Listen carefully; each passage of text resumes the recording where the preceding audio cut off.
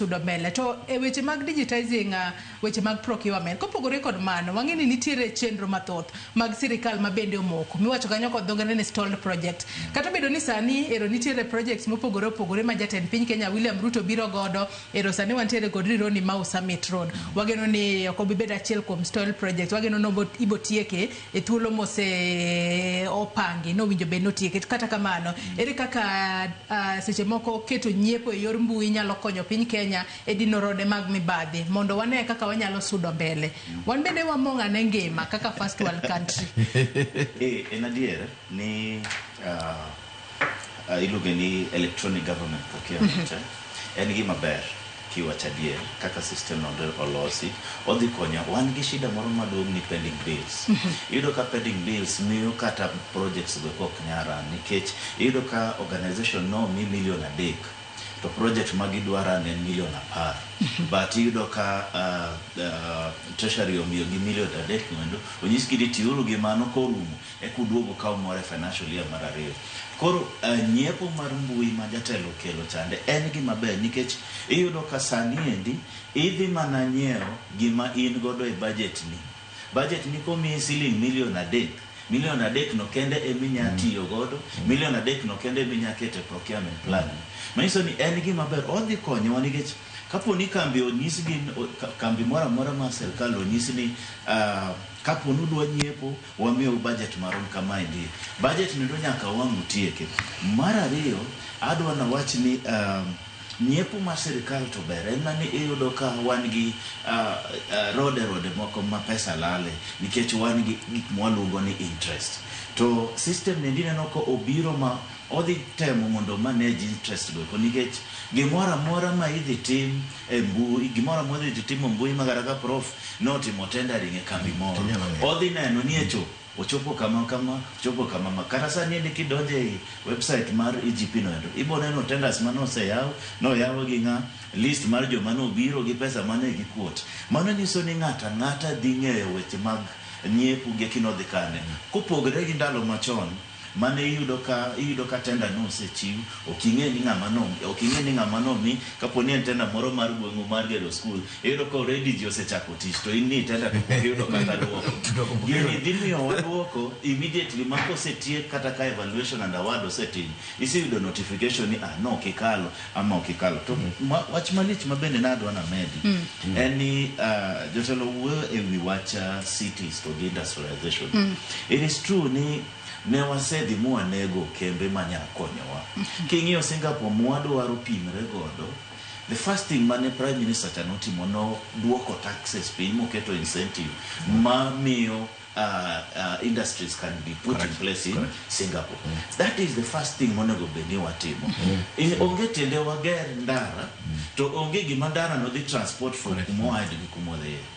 Ina no kaka kembe bombe kaka ni wache chande bombe yudo ka ng'eny gi gidongre ga nikech gimoro kaka sani Mombasa and like a tourism zone yudo ka sani endi kata kidhi SGR kata ndeke opon nikech jitedhi Mombasa to ka penji ni Nakuru ang'oma is main economic activity minya wacho ni ma ndie gima nitie Nakuru kwa dhi Kisumu is a city ang'oma to wach ni ma gima duong' ma Kisumu mabiro Nairobi ama Eldoret bende is a city na ang'oma wuok ka Eldoret mabiro koni prof wacho about Kisumu airport anamor nikech jatend piny osetemo sani endi Kisumu airport ng'eni ne mana international gi nyingi lakini onge gima ne international flight mane donjo kacha compared to airport mar Eldoret Eldoret kidhi godhiambo ibo neno ka ndege madonjo kata chande gi goods makelo gik mineno kiuso Isili gik mineno kiuso Lutuli Avenue ka gite gidonjo gi kacha manyiso ni nitiere opening up mapoko tim cities wa poko identify ni ang'oma a very important madhi wuok e city niendi mondo mi wager ndara ni manya transport gini from this point to this point koro mago gik ma onego beni jotend piny ng'iyo mara dek ne wado no watch about politics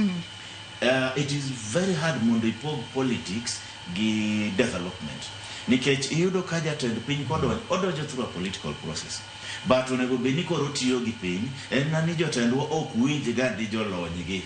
gini gidwa ni giwinjre gin giwegi onego beni wacho ni adwa na tim ne jokombewa gima kama koro ere kaka nyatime mane gimono but gini gichako gani ni adwaro ni ginene obet kacha koro ing'eni advice ng'at ma kama endi bedo matek modo nitie gimoro ma ng'ano wacho about importation why import nyaka tong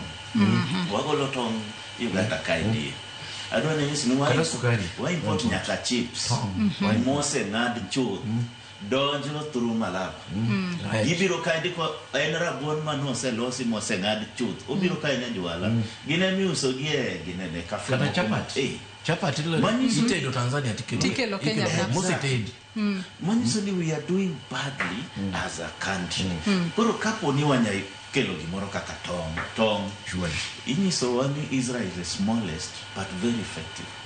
joka ok nindi and it's the same thing ma China bende timo joka ok nindi wan gi a lot of piece of land ma ok wati godo galana kulalo akiani tindo chopo kanye to nochak go mbake iknene manyiso ni nitiere gik monego bed waketo as the framework manyalo miyowa returns kata ko wacho ni kawuono jatend piny do wacho ni the first thing madwa na tiki en corruption kata kodonjo e telo in the next 5 years owacho ni adwa na deal gi corruption kende pesa malal uko nonyiso ni ne 2 billion manelal ni per day 2 billion inya chame ni kwa idug chame to kiwijo kama no endo lal per day then it will be recently ni e-citizen around 50 something billion cannot be traced manyiso ni 50 something billion endo oromo set up a hospital in Nairobi oromo set up a hospital kata in Eldoret or an industry manyalo produce amoa lewni textile donge chotho river textile kikomi to notho ma iknene ndalo moko no chak ni bete ni dwano chiere kuma koton no dhi ai pok ne ji ong'iyo ni koton ni dhi akane mabro dhi kikomi koro nyiso ni pok wa identify what are our potentials mondo mi wati kodgi to lead us to that vision 2030 or to lead us to that vision of Singapore ma wadwaro ng'acha no donjo e telo to the first thing no sort issue ma governance ni winjo ka I now was surprised kana winjo ka jatend arita kwe wacho ni there are gangs ina jatend arita kwe ti wacho ni there are gangs that are existing poki kauta kendo kawuono go chapa nyinge gangs go e gazette okinyi makawuono maditere go nyaka nigi ni jomagi how comes manyiso ni probably in a way jogi are working for you all the benefiting but that is maybe my own thinking ama nitiere kaka tejo moko matiyo gi jogi eki in a way ma okidwar deal kod ni chuki chemcha deno wacho ni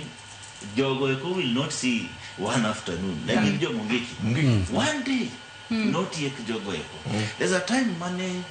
Uhuru Kenyatta no graduate jo GSU to ne wan gi MRC Pwani Sikenya no chiwo instruction ni utieko graduation kai ndiye okadwa winjo koko ma Pwani Sikenya no kendo nogo nyamina nega pokwa winjo Pwani Sikenya kendo manyiso ni jatend piny nigi power mar setting up all the infrastructures modwaro mondo mi Kenya ochop kuma nyalore manyiso ni kata kaka president no wachicha it is true that it's possible but unless you act unless you put in place structures manya konyo mondo mi achieve gimidwaro chande ko kiketogi obodong manale obodong e papers jibro timo research prof gini bro graduate ji batonge gima bro timre gi bro donga e papers batonge gima bro timre paro makare ahinya kata kama nang'eni pod untiere kod paro mopogore nyakora Muge Jambe nan nokachwalo ote mage ing'isa ne wakaw yo madundo gi sani wakaw mana yo madundo wamodho pika waduogo ote magi bendabo bedo kaso